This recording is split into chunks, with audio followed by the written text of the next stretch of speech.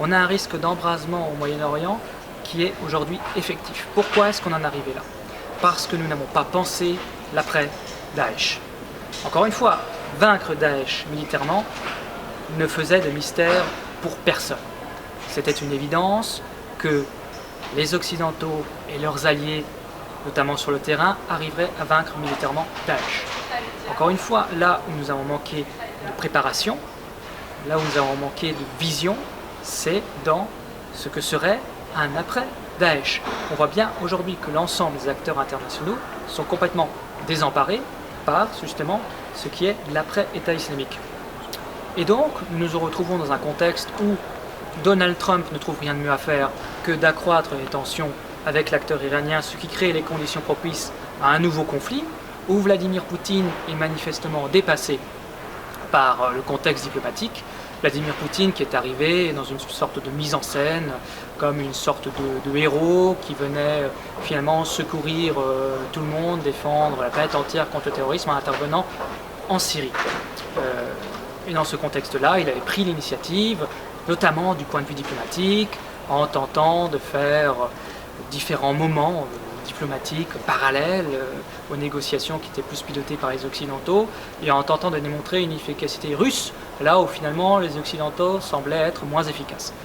Échec sur ce plan-là, échec diplomatique pour Vladimir Poutine qui n'arrive pas finalement à créer un nouveau contexte diplomatique global au Moyen-Orient. Manifestement, ça ne produit pas des résultats, et ça ne peut pas en produire tant qu'on reste dans une stratégie qui est opportuniste et qui se fixe sur le court terme.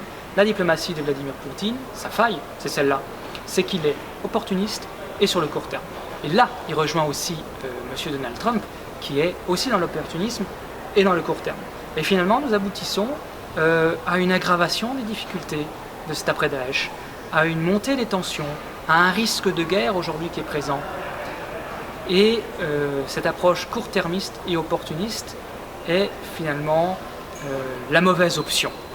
Elle peut être facile, elle peut paraître facile pour un certain nombre de responsables politiques sur la scène internationale, mais elle est génératrice de danger pour la stabilité mondiale, de danger pour le monde. Et c'est là que l'Union européenne doit intervenir pour défendre tout simplement la paix. La paix qui est aujourd'hui menacée, encore une fois, au Moyen-Orient, qui a traversé de multiples guerres, de multiples conflits. Il est temps aujourd'hui que cela cesse, que Vladimir Poutine, Donald Trump, même Xi Jinping arrêtent de manœuvrer sans cesse pour des stratégies court-termistes.